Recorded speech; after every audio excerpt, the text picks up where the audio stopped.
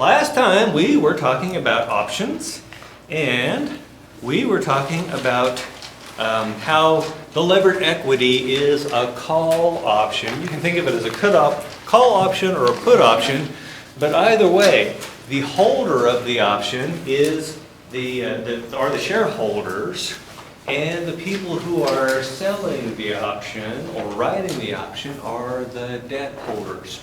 And the strike price was the amount of the debt.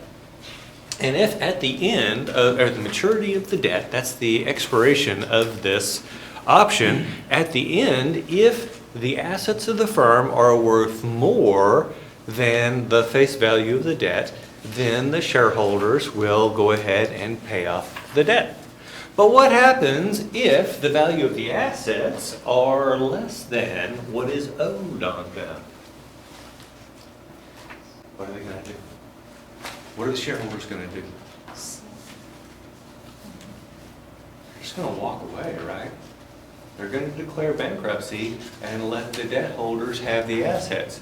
For instance, the debt has a face value of $1 billion, but our assets are only worth $800 million. Why would I pay $1 billion in order to be able to retain an asset that's only worth $800 million? Does that make sense? And so that's why we say that levered equity represents an option. Now let's talk about stocks and bonds as options. We discussed how levered equity was a call option. You can also think of it as a put option because you basically have the ability to put the share or put the assets to the bondholders. We just got through talking about that. Actually, we've talked about all of this. Sure, I think we've covered all this.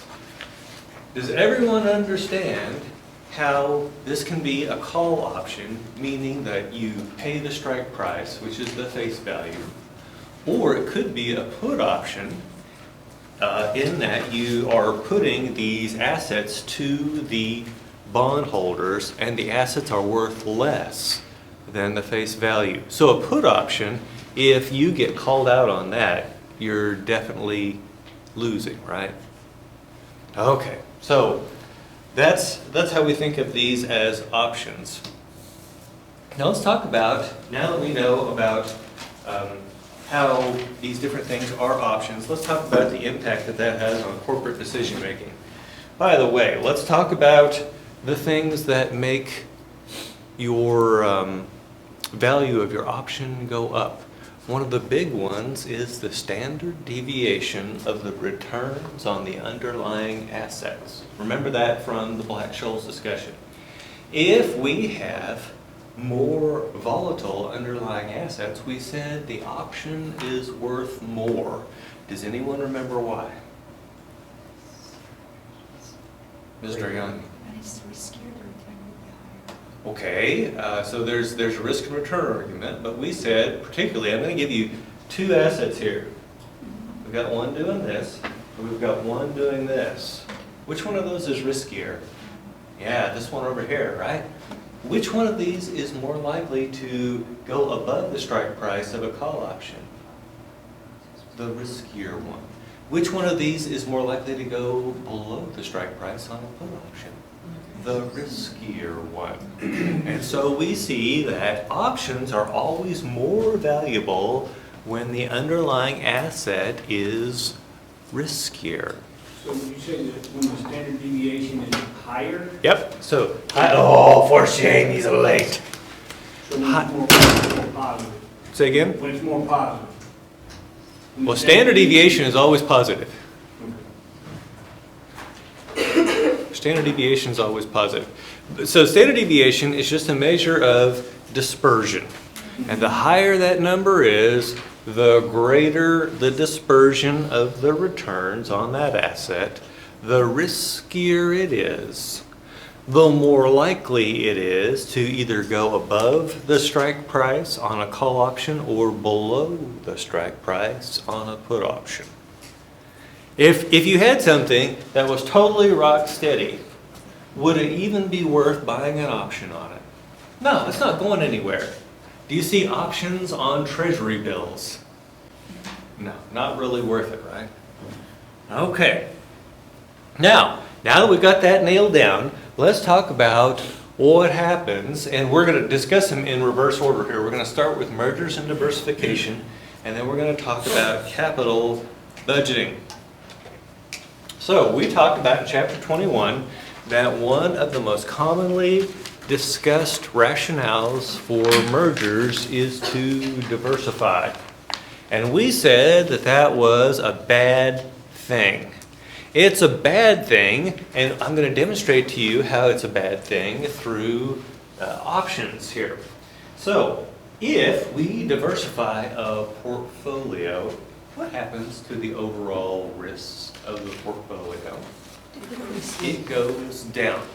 And so you can think of a company as a portfolio. If the company is only engaged in one activity, then it has a terribly undiversified portfolio, and it's riskier, has a higher standard deviation of returns. How can they lower their standard deviation of returns? Well, they could go out and buy something that is not perfectly correlated with their main line of business. And in fact, if it's really good, it's going to be negatively correlated. And you say, well, wait a minute, that actually sounds good because we're diversifying away risk. And I'm going to give you 2 reasons why that's not true. Number 1, diversifying through mergers is extraordinarily expensive. Diversifying through mergers is extraordinarily expensive. Remember all those lawyers and investment bankers and people like that we have to pay, and then we have to disclose things through to the SEC? You don't want to do that. Now, what does that mean for you as a shareholder? I don't want these managers to diversify the company for my benefit, because I can diversify my personal portfolio a whole lot easier than they can diversify the company. So that leads us to the question, why are these managers wanting to diversify the company? Self-interest? Say again? Self-interest? It is self-interest, and here's why. Their wealth a lot of it is tied up in the firm, right? Because they get a lot of their compensation as the company stock. So if you're the CEO of IBM and you're getting a lot of IBM stock, what would it look like if you turn around and sold your IBM stock? What would that signal to the market? When the CEO sells stock in the firm, what does that signal to the market? Yeah, that the stock's overvalued, right? Does that make sense? Even though we all know that the CEO is terribly undiversified, it still sends a negative signal. So what's the CEO's choice then? If they can't diversify their personal portfolio, what's left? Diversify the firm, right? Diversify the firm. And so far you say, well, I don't care. And I say, well, what about those transactions costs? Remember, I can diversify for basically Charles Schwab now. I don't pay anything in commissions, right? I just got the bid-ask spread. So my cost to diversify my portfolio is extraordinarily low compared to what they're spending to diversify the company. Now, the second thing to notice is this. If we reduce the underlying risk of that underlying asset, which is what happens when we diversify the company, what does that do to the call option value of equity? If we make it less risky, what happens to the value of the call option? It goes down, right? It goes down. And so basically what we are doing is reducing the value to the shareholders by doing this.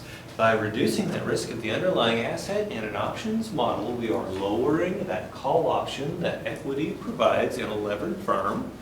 And as a result, we are destroying shareholder wealth. What's the goal of financial management? Maximize shareholder wealth.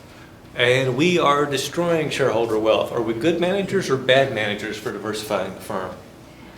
We're bad managers, but as Mr. Nyland pointed out, we're scumbags, right? And so we're going to hurt our shareholders in order to make our own portfolio a little safer. Okay, now the other thing that we could think of is, that risky debt can be seen as, the value of it can be seen as risk-free debt minus the value of a put option.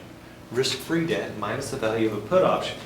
And so if we said that if there is no underlying risk whatsoever, the value of that put option would be 0. And then that would be basically a risk-free debt. So risky debt, as this put option becomes more and more valuable, the value of the risky debt falls. You can think of it the other way though. As these managers are making the company safer and safer through diversification, it's actually lowering the value of that put option. And so now they've got the risky debt minus a smaller amount. And so the debt is actually worth more in a firm where they've done this diversification merger. The debt is worth more. And so what we're actually seeing here is that this actually just transfers wealth. It transfers wealth from the shareholders to the debt holders. So if you go out there and diversify your firm, all you are doing is transferring wealth from the shareholders to the debt holders. Once again, what's the goal of financial management? Maximize shareholder wealth. Have we said anything about the debt holders? No, we haven't said anything about the debt holders. And so this is a bad move. Now, my wife is in management and they have different views on the value of such things. And I would tell you that related diversification, getting into something that's very closely related to what you're doing, is good. The returns on that's going to be highly correlated, right? And so the diversification value is lower, and you're going to be transferring less wealth from the shareholders to the bondholders. And so that's why we say related diversification is much more attractive to us as finance people than unrelated diversification. That's if you've got shareholders. What if you're the sole owner of the firm? What arguments hold now? Well, remember we said that your wealth is all tied up in that firm, and the only way to diversify your portfolio is to diversify the firm. And so at that point, it might actually make sense to diversify through mergers and acquisitions. But if you're managing a publicly traded company, which is what I'm training you to do, then this merging for diversification's sake is stupid. Questions?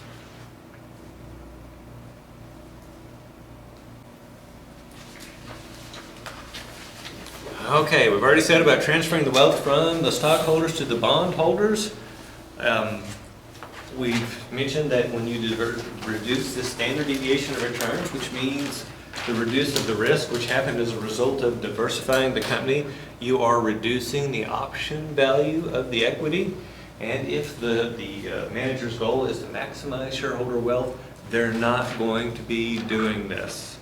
So if you hear a CEO stand up, you own shares in a firm, and the CEO stands up and says, oh, we're going to buy this to diversify the firm for your benefit. Are they telling the truth or are they lying? They're lying. Who are they trying to benefit? Themselves, right? Okay, now let's talk about options and capital budgeting. And I've told you previously that unless it's for safety or environmental or some other reason, we never accept a negative NPV project. But when we start thinking of the equity as a levered, or as the equity as a call option, then we start to see things a little differently. What if I had a slightly negative NPV project that was extraordinarily risky? If I take on that project, what happens to the risk of the underlying assets? It increases, and we know that when the risk of the underlying assets increase, what happens to the value of that call option that we have with our equity? Yeah, it's going to increase too. And so we might find ourselves, and I gave the example last time of the savings and loans and the Hail Mary pass. We may find ourselves in a situation where it pays us to take on a slightly negative NPV project that's very risky. Because if the darn thing does pay off, we win, shareholders. If it doesn't pay off, who loses? Yeah, the debt holders. Do you see how that works? And so this is why you might see someone taking on a slightly negative NPV project. Heck, it might be highly negative, who knows? Now, what makes this possible? The firm has to be leveraged, and in this case we're saying highly leveraged. The more debt the firm has in its capital structure, the more this game pays off for the equity holders. Questions?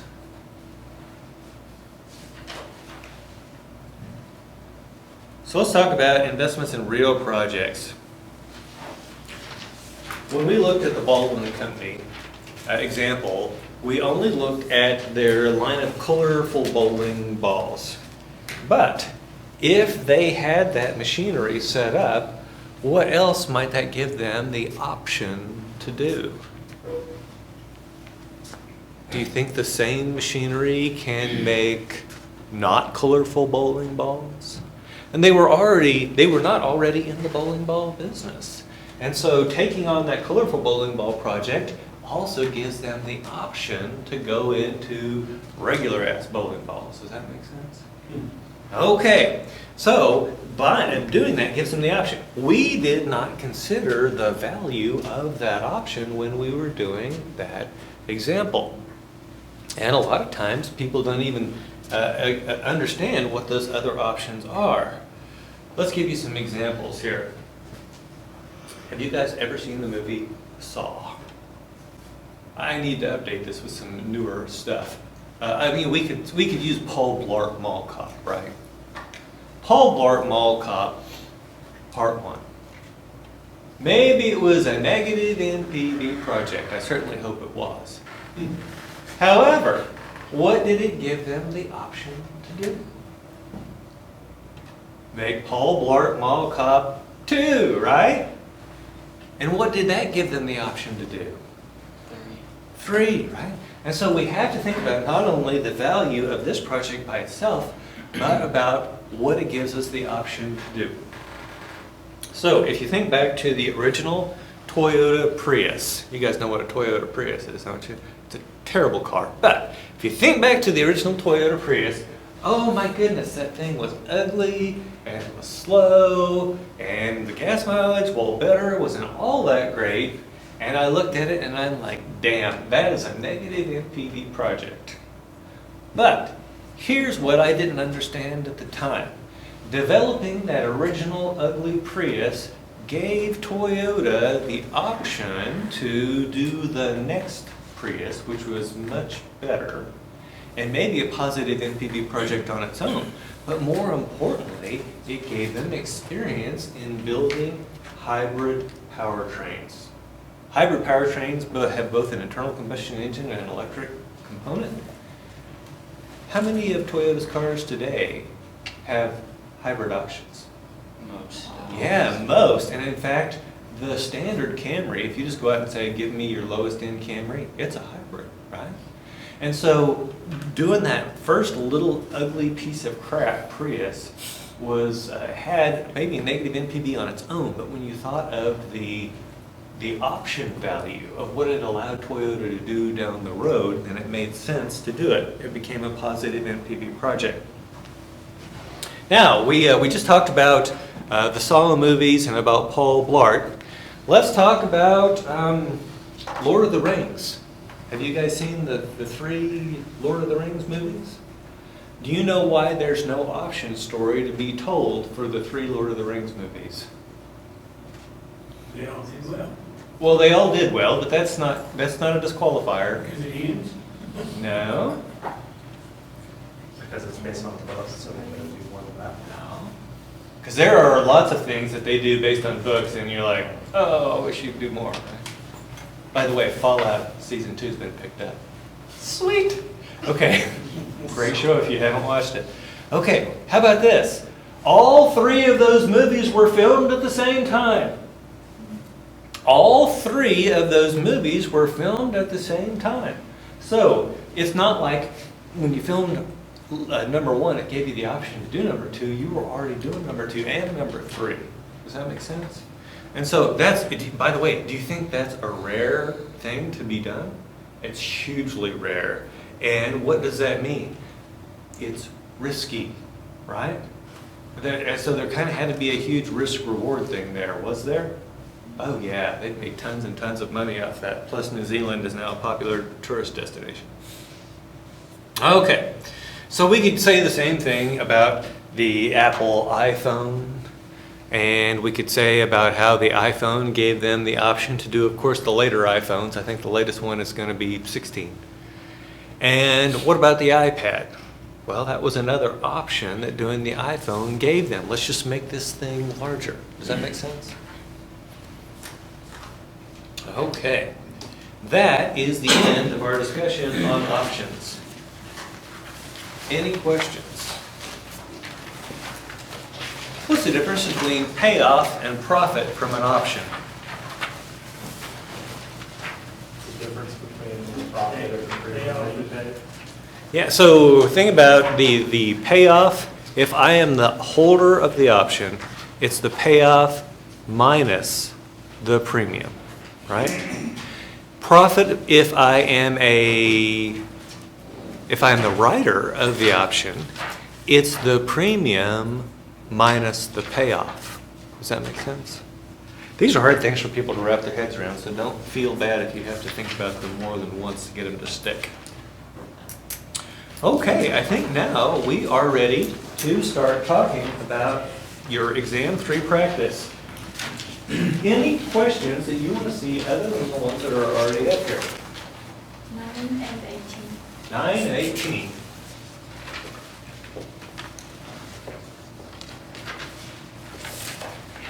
Any others? 7?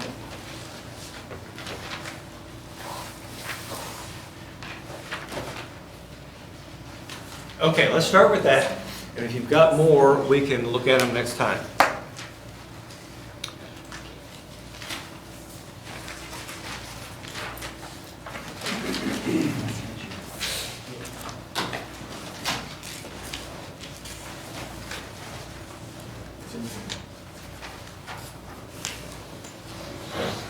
Number 7, what is the profitability index of an investment with cash flows of year 0 through 4, and then they tell us the cash flows respectively, and a discount rate of 14%. Should the firm accept or reject the project based on its profitability index?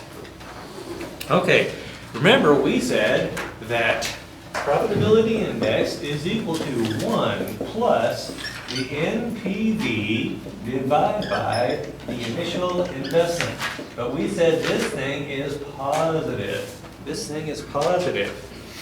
Okay, so first thing we're going to do is figure out the NPV. I'm going to get my calculator out to do that, and I think you should too.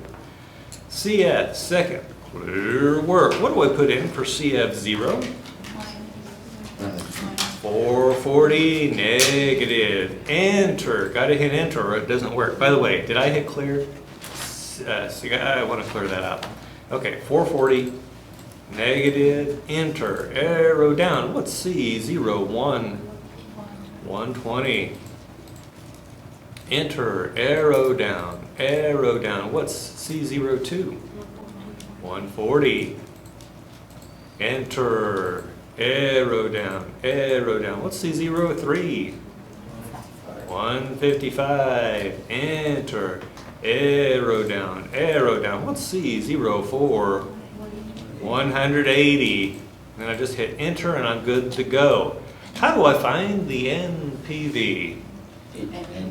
Yeah, I hit the NPV button and then it asks for I. What's I? 14. I hit enter and then what do I do? Arrow down, and then what do I do? Compute. I'm getting $15.82. Is that what you're getting? Only it's negative. Do you see that? Well, by the way, we already know we're going to reject this project, right? This is negative, right? Yeah, exactly. Now, so what we have right now is that this is minus $15.82. And how much was our initial investment? Isn't like 440, but keep in mind, it's positive. Positive. So let's go ahead and take this number, divide by 440 equal plus 1. So now we've got, and it's not NPV by the way, we're just doing the math there in that spot. Now we know that our profitability index was 0.96. What's the rule for accepting or rejecting projects based on profitability index? We only accept ones that are greater than 1, right? We only accept ones that are greater than 1. Now, my guess would be that whoever asked for this, what you did is you included the initial investment as a negative. And when you did that, that made this fraction here positive. And so you came up with the answer of 1.04, which would mean that you would accept the project. So you got to be careful of that. So why did you divide by a positive 440 instead of a negative 440? Because this is the initial investment, not the initial cash flow. How much am I investing? Okay, other questions on this one before we move It was on? divided by, it says they're negative, but we just need a positive. right? Yep. If I ask you, how much did you have to invest, what would your answer be? Would it be negative 440? No, it'd be 440. Good question. Other questions? Okay, let's move on to number 9 here.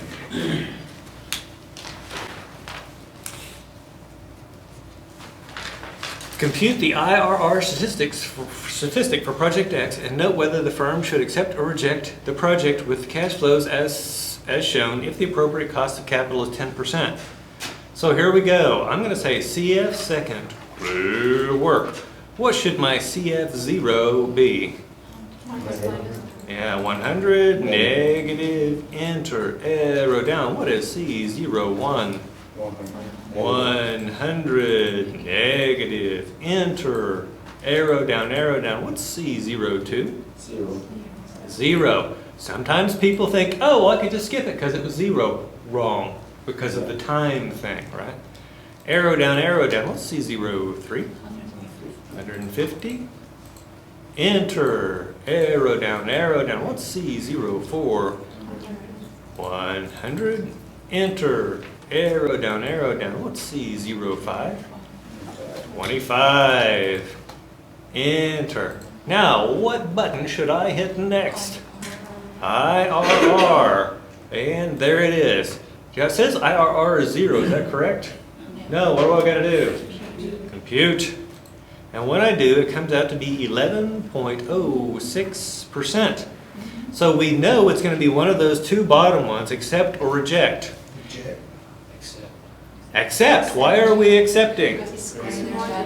Yeah. If the IRR is greater than the discount rate, then we accept. Unless we have multiple IRRs, right? What's the other place where IRR lets us down? When we have what kind of projects? I'll get you started here. Mutually exclusive. When we have mutually exclusive projects, that's the other place IRR lets us down. But they haven't mentioned anything about mutually exclusive projects here, and they haven't we don't have more than one sign change. Did you notice that? We still have negative at time 1, but there's only one sign change from negative to positive, so it's still what we consider conventional cash flows. So it's not if it's greater than 0, it's if it's greater than the, in this case, the cost of the capital. Yeah, greater than the appropriate discount rate. Okay. Okay, and now moving on to 13. We've had multiple requests for this one. First thing you want to do when you see something this long is you want to read down here. And when it says calculate the NPV of the project, what should you do? skip it, right? It's going to take a long time. You should skip it. Come back when you finish the other questions. Of course, that's not an option for me right now, so we'll go ahead and solve this thing. A project requires an initial investment in equipment of $81,000, requires an initial investment of working capital of $19,000. You expect the project to produce sales of revenue of $100,000 per year for 3 years. You estimate manufacturing costs to be 60% of revenues. Assume all revenues and costs occur at the year end. Equipment depreciates using straight line depreciation over 3 years. At the end of the project, the firm can sell the equipment for $20,000 and recover the investment in net working capital. Corporate tax rate is 30% and the cost of capital is 15%. Oh my goodness. Okay, so let's start by figuring out, first thing I want to ask myself is how long is the life of this project? What's the answer? 3. And then I want to make some columns here. I want to have year 0. And I've got year 3, that's my last year. And then I want a column for every year in between. And in this case, it's just years 1 and 2. Why am I doing that? Because years 1 and 2 are going to be identical. If this were a 5-year project, what would that middle column represent? 1 through 4. As long as there's not something goofy happening like the net working capital fluctuating with sales or sales fluctuating, as long as nothing's fluctuating, this works. Now, what we're going to try to figure out here is OCF, and we're going to subtract the net capital spending, and we're going to subtract the net working capital. And so what I need to do is figure out those things, and when I do that, that's going to give me CFFA. What's CFFA stand for? Cash flow from us. Very good, cash. Oh, what the hell? Nice. What's that?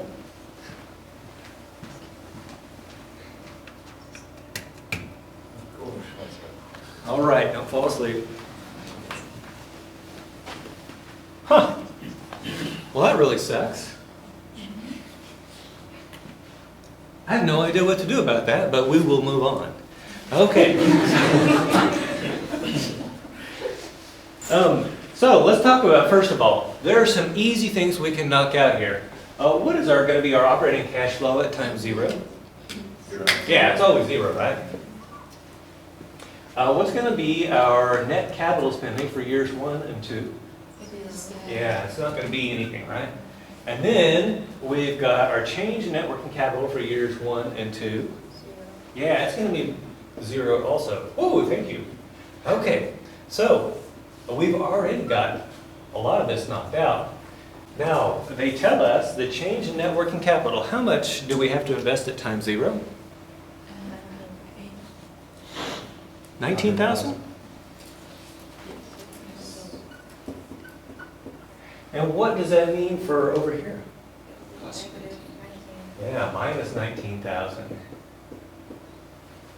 Okay, now, net capital spending. How much are we investing at time 0?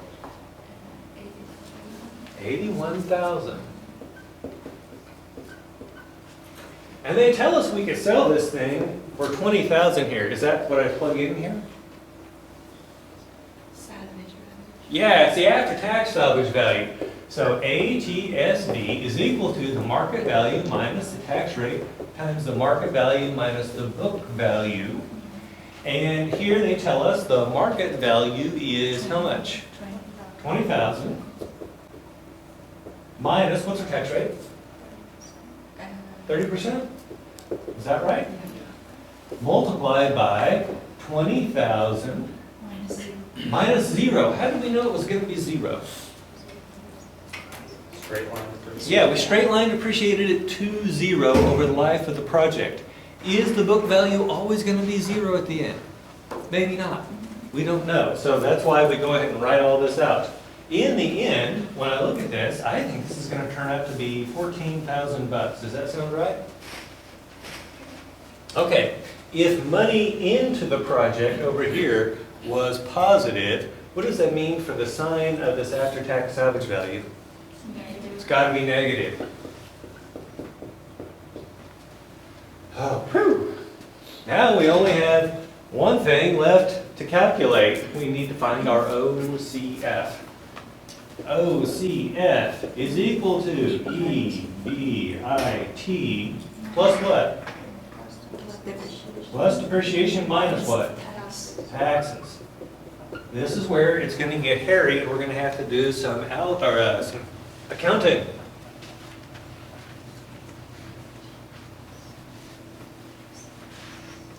What did they tell us the expected annual sales are? 10,000 or 100,000. 100,000.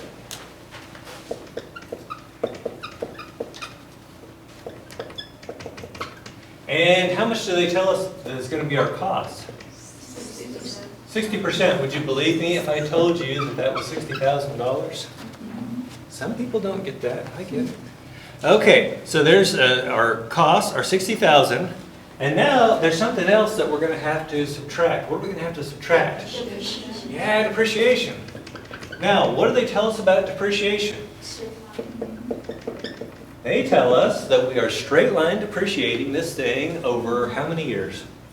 3 years. So here's 81,000 divided by 3. I think that's $27,000. Is that right? Yeah. Okay.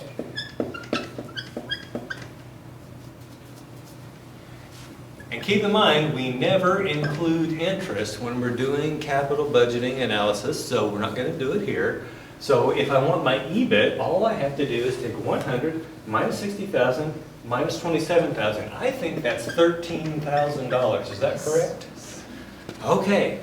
Now, how much is the tax on $13,000? 30%. 3,900, right? 0.3 times 13,000, is that right? Okay, do we have enough information now to figure out our OCF? Yes. Yeah, we know that our EBIT is 13,000. We know that our depreciation is 27,000. And we know that our taxes are 3,900. So 40,000, I think this is 36,100, is that correct? Is that right? Very good. You guys are the ones with the calculator, right? I'm just making this stuff up as I go along. Okay, so what do we do with that number? It goes here, and where else does it go? Year 3. Okay, now I can do for these 3 columns. So OCF minus 81,000 minus 19,000 gives me minus $100,000. The second one's real easy. It's just OCF. And the third one, this is where people get screwed up. Because we're taking a minus times a minus, what do we get? Plus. And so we've got 36,100 plus 14,000 plus 19,000. I think that's $69,100. Is that correct? Yes. Okay. What do you think I'm going to do next?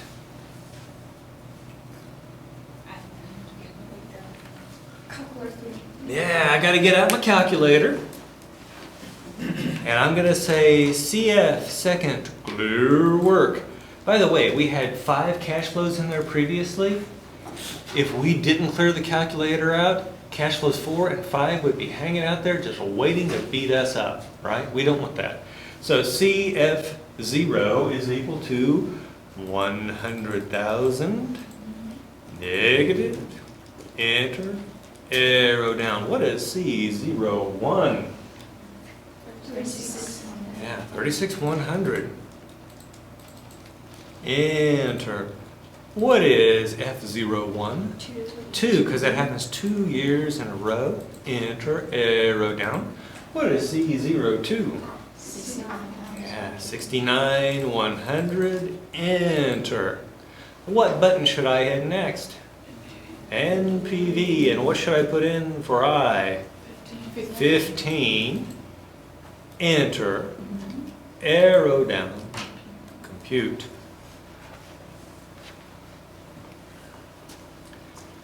I would tell you to always start with the question, what's the life, right? And then, once you figure that out, then you can go ahead and set up this simple table unless they've thrown some sort of wrench in there. By the way, do you think I would throw such a wrench into a... Canada says yes. I'll tell you this, probably not for an NPV problem, but maybe for a change in networking capital, right? Something that you figure out in the middle, but I wouldn't do it on an NPV problem. Questions? Mr. Nyland, did you ever get it right? Did you clear out your cash flows before we started? I did.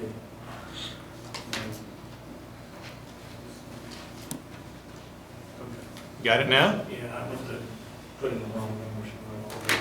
You know, that's one of the bad things in finance. If you put in the wrong number, you get the wrong answer. A question. Go ahead. If, like, when using the straight line depreciation method, if there is given salvage value for the asset, do we need to subtract the salvage value when we calculate the depreciation or not? Okay, so I will not be giving you any problem like that. But if someone was silly enough to straight line depreciate to a salvage value, you're absolutely right. So if it were 101,000 and your salvage value were 20,000, then you would only be depreciating that 81,000 over 3 years, not the full 101,000. Why do we straight line depreciate to zero? Because, and we know the asset's most likely not going to be worth zero. I would rather over depreciate because then I underpay my taxes, right? The government allows me to do it. By the way, if the government allows you to do something to reduce your taxes, is it unethical? Yeah. Should you do it? Absolutely. In fact, you have a responsibility to do it, right? Maximizing shareholder wealth. Not maximizing taxpayer wealth. Or maximizing government waste, or whatever it would be. By the way, you think the agency problem is bad in business. What do you think it's like in government? At least in business, if you own part of the shares, your own waste hurts you. What about in government? Senators, congressmen, they all get paid the same regardless of how much money they waste. So why not waste a lot? Okay, on to question 14.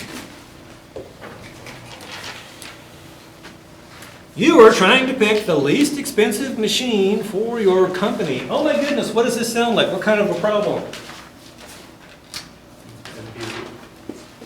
Ooh, you're trying to pick the least expensive machine. So you're comparing two options.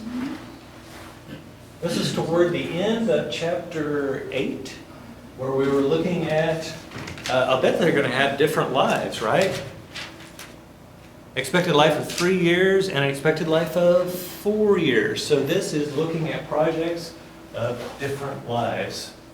And the way we're going to do that is to look at, yeah, the effective annual cost or equivalent annual cost, EAC, right? Okay, you're trying to pick the least expensive machine for your company. You've got two choices. Machine A, which will cost $60,000 to purchase and it'll have an OCF of negative $3,500 for 3 years, or machine B, which will cost $70,000 to purchase and have an OCF of negative $4,900 annually. Okay, here's what blows students' minds. This negative OCF, you can think of it as a positive maintenance cost, right? That's the trick to this problem. So, we've got machine A, B, we've got time 0, time 1, time 2, time 3, and time 4. Machine A costs us how much up front? $60,000? And then how much does it cost us every year? $2,500 for 3 years. So $3,500 for 3 years? Yes. Yeah. Now notice, I'm putting these in all as positives.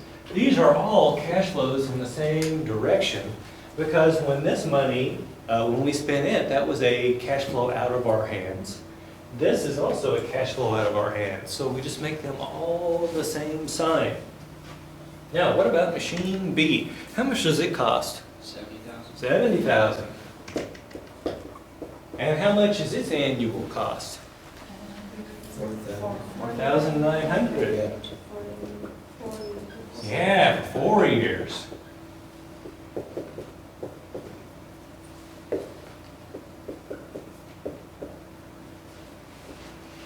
Okay, so we know that what we've got to do first for both of these, number one, we need to find the sum of the present values of those expenses. And we're just going to use our NPV to do that. And then the second thing that we're going to do is to find PMT, because we're going to turn these things back into an annuity with the same present value as the original machine. So here we go. CF, second, clear work. What would CF0 be for machine A? 60,000, and resist that urge to make it negative, because these are all in the same direction. Arrow down, what do I put in for Negative C01? but not negative. so- It's not. Okay. Remember, these are all cash flows in the same direction. But your instincts, your finely honed instincts that I have given to you, right? They tell you to put a negative in there. But you've got to fight that, right? Because these are all cash flows in the same direction. Okay, what's C01? 3,500. Enter. What's F01? 3, because it happens 3 times in a row. What button do I hit next? NPV. And what do I put in for I? 13. Enter. Arrow down. Compute. There is the present value of all the expenses for machine A. Yes, clear. Oh, not quite yet. I'm going to store 1 just in case everything goes terribly wrong. And then I'm going to hit clear a couple of times. Present value. Yeah, but first I'm going to say second clear TVM, right? Now I'm going to put this in as a present value. What should I put in for N? 3. Why 3? That's the life of the project, right? 3, N. And then, what do I put in for I per Y? 13. And then what do I do? Compute? Payment. Very good. I'm getting an equivalent annual cost. That can't be right. No, yeah, that could be right. Is this what you guys are getting? Yeah. Okay. I'm getting an EAC of $28,911.32. Okay. Now, let's go ahead and we will do the other one. CF second, clear work. 70,000, positive. Enter, arrow down, C01. 4,900, enter. What is F01? 4, because we have a life, we've got 4 of those payments. Enter. Okay, NPV. 13. Enter, arrow down, compute. I'm getting $84,574.91. Is that what you're getting? Okay, so here's what I'm going to do. I'm going to store 1 in case everything goes terribly wrong. Then I'm going to hit clear. Then I'm going to say second, clear TVM. What button do I hit next? Present value. What do I put in for N? 4, because this machine has a 4-year life. What do I put in for I or Y? Yeah, 13. N. No, I for Y. There we go. Whew. Now, what do I compute? Payment. And I'm getting $28,433.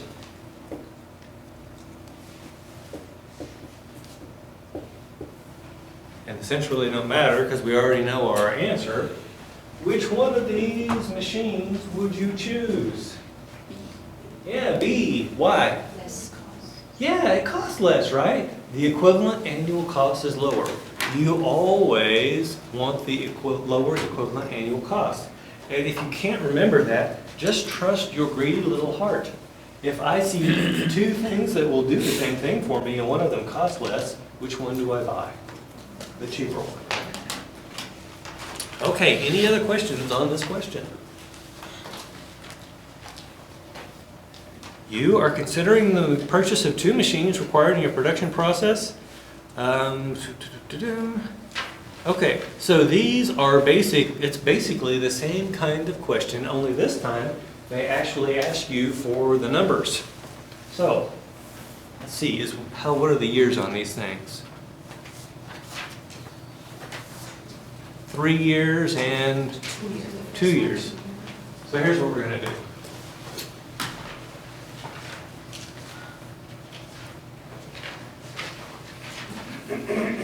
How much does the first machine cost? 45? 45. And then what's the annual maintenance? 65. 65. And it lasts how many years? 2. 2. The second machine costs how much? 80? 35? 35? 35. Fiat? Honda. You guys know about Fiat? Little Italian car doesn't cost a lot, but your maintenance is going to be high and it's going to die in a short amount of time. Honda costs more, but your annual maintenance is lower and it lasts you longer. Okay, now, we still don't know which is better until we do the math. So here we go. CF, second, clear work. What do I do for machine A for CF0? 45, enter, arrow down. What about C01? 65. Enter, arrow down. What do I do for F01? It's 2. Enter. What do I do next? NPV, very good. And what do I put in for I? 13. Now it just happens to be the same number as the last one. They don't have to be. Arrow down, compute. I'm getting $153.43. Is that what you're getting? Yes. Okay, so here's what I'm going to do. Store 1, very good. I'm going to hit clear twice. And I'm going to say second, future value to clear the time value of money keys. Then what do I do? PV. What do I put in for N? 2, because it's a 2-year life machine. And what do I put in for I over Y? 13. I over Y. Now, what do I compute? Yeah, compute the payment. And I'm seeing that the equivalent annual cost is $91.98. Is that what you get?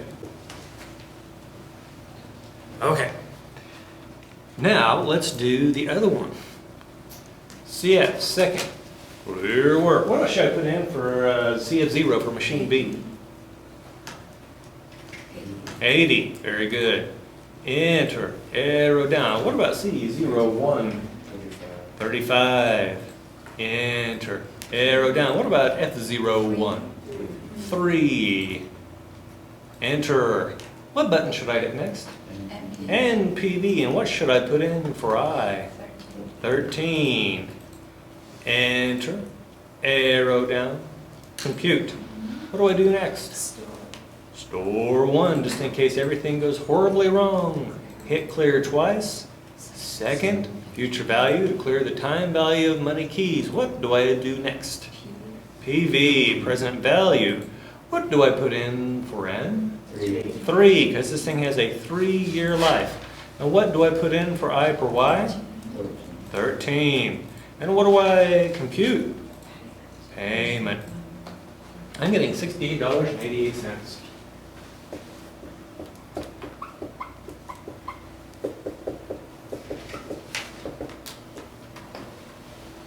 Which machine would you choose? And why? Yeah, because $68.88 is less than $91.98. Does that make sense? Okay. Oh my goodness, we're in the, wait a minute. Have I skipped one? No, I just forgot to cross it off.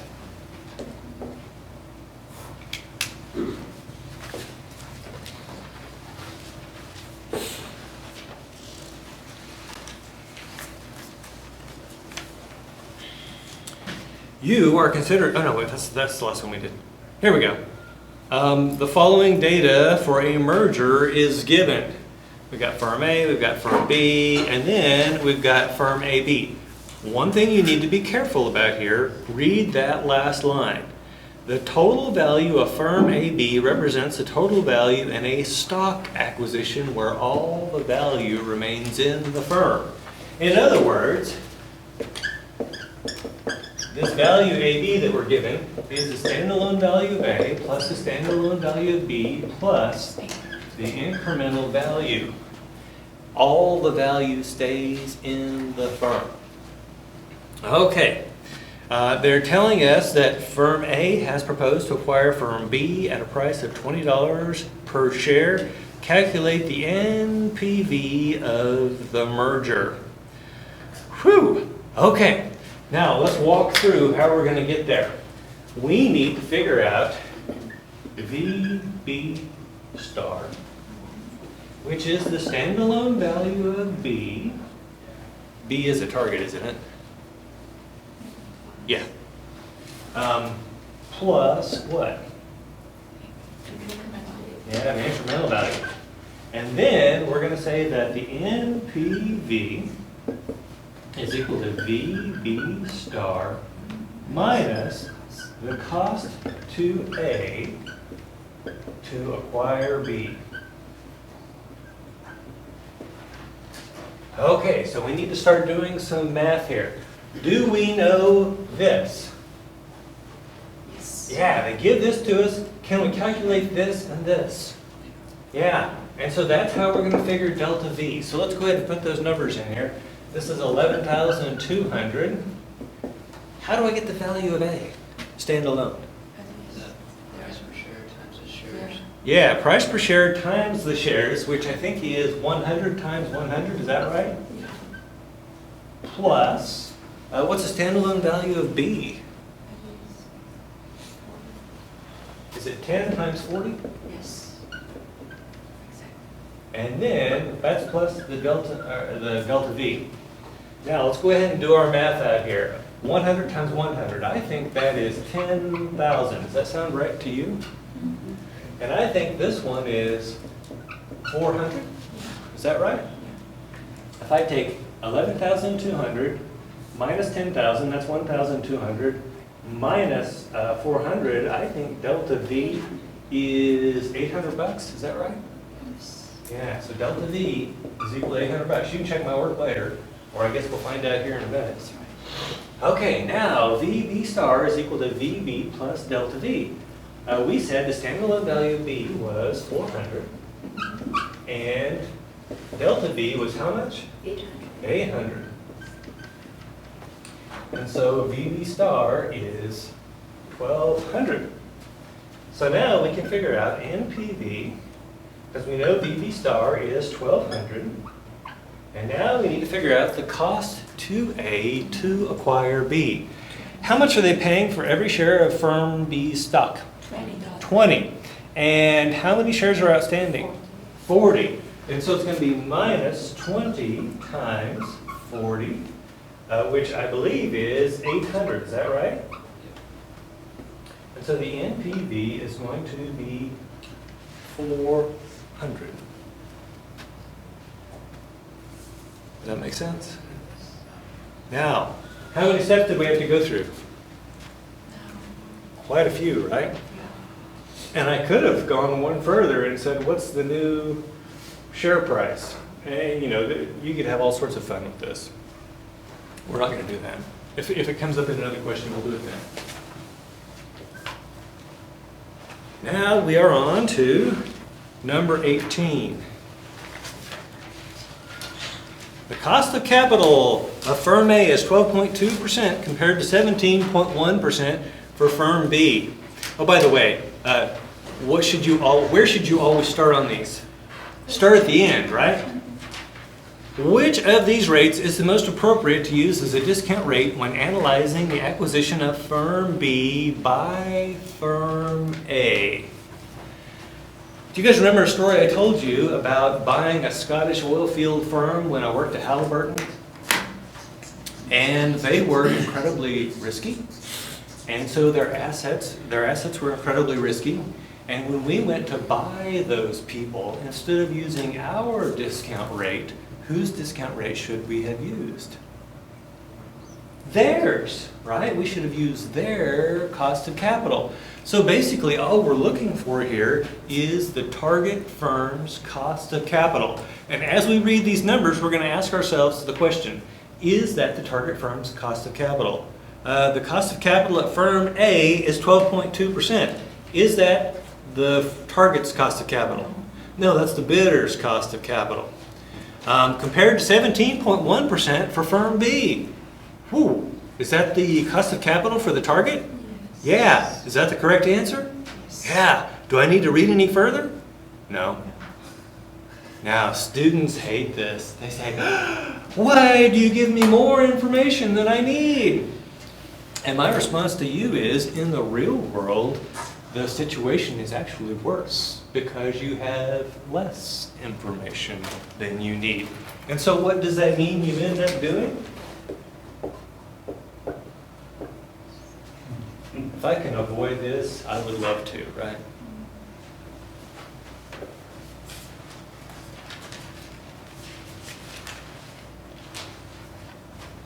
Moving on to 23, you are considering purchasing a put option on a stock with a current price of 32. The exercise price is 35, and the price of the corresponding call option is $2.25. According to put-call parity, if the risk-free rate of interest is 4% and there are 90 days till expiration, the value of the put should be, oh my goodness. Let's write a formula up here on the board.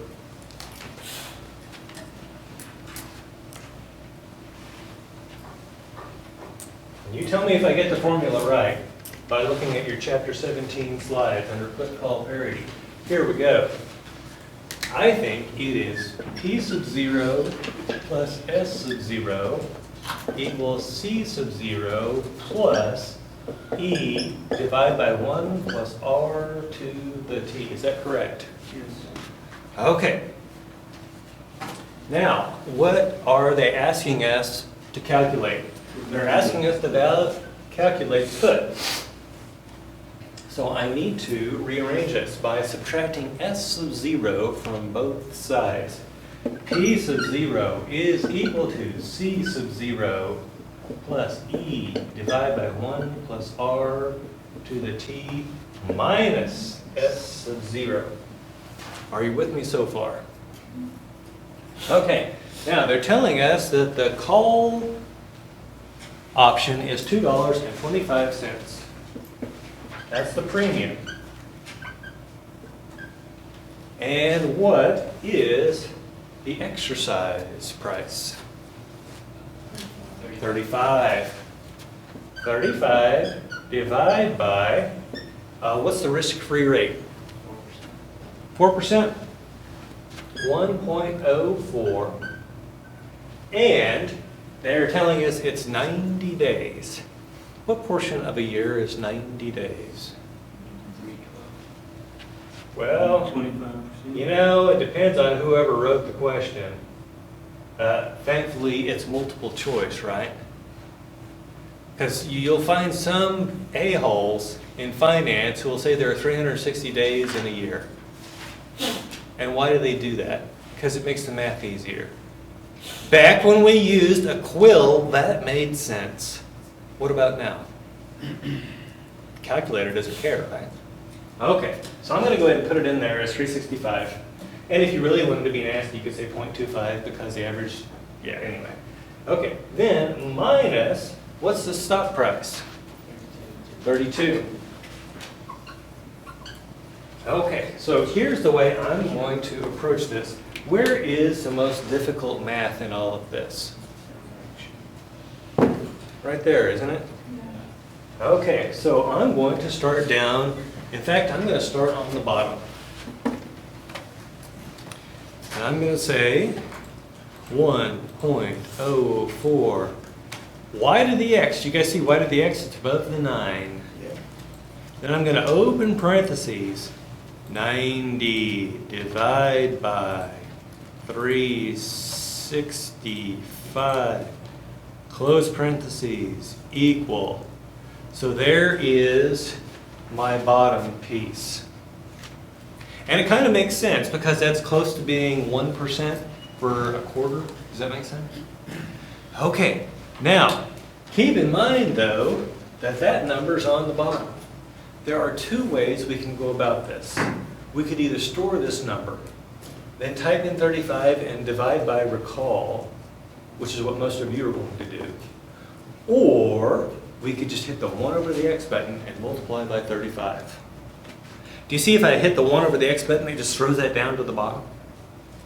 And so here's what I'm going to do. I'm going to hit the 1 over the X button, which I think is this one here. Yeah. And then I'm going to multiply by 35. And so when I do this, I'm getting $34.66 roughly for this thing right here. I'm going to subtract 32. And I'm going to add $2.25. And that's going to give me $4.91. So when you start seeing that where they're asking you for the value of a put option and giving you the value of a call, or they're asking for the value of a call and giving you the value of a put, you start with this formula, you solve for the thing you want, and then you plug and roll. Now, could we have done this a different way? Yeah, we could have said C sub 0 is equal to plus E divided by E to the R P minus S sub 0. And the answer would have come out so close that you would have still gotten the same multiple choice answer. Questions? Okay. Let's see if we have time for one more. A call option has an exercise price of $34 and a stock price of $36.50. If the option is trading at $2.75, what is the time or speculative value embedded in the option? Okay, remember that the option premium consists of two things. Number one, the intrinsic value of the option. And number two is that speculative value. So what we've got to do is figure out what is that intrinsic value, subtract it from the premium, and that will give us our speculative or time value of the option. So what is the intrinsic value here? Well, this is a call option. And so it's always going to be stock price minus the exercise price, or 0, whichever is greater. What's the stock price here? $36.50, and the exercise price is $34. $36.50 minus $34 is positive $2.50. Which is greater, positive $2.50 or 0? Positive $2.50. So there we go. That's the intrinsic value. But this thing is actually selling for $2.75. $2.75 minus $2.50 leaves me with 25 cents. So 25 cents is the speculative or time value embedded in the option. And I actually had a guy on YouTube that watched my last lecture, and he said two things. He thinks it's pronounced expiry, which I looked it up. It actually can go either way. And the other thing he said was, where I'm from, we don't call it speculative value or time value, we call it the extrinsic value. And so the value of the call or the put is equal to the extrinsic value plus the intrinsic. However, it helps you to remember that's the way you should go with it. Questions? Okay, now I want to remind you guys what's at stake. For the top scoring person in the class, the golden thinker is still on his throne and awaiting you if you are the highest scorer in the class. So for next time, what do you need to do? You need to look at the remainder of that practice and see if there are any other problems that you want to see before the exam. Questions? Okay, I'll see you next time. Remember to like and subscribe and share.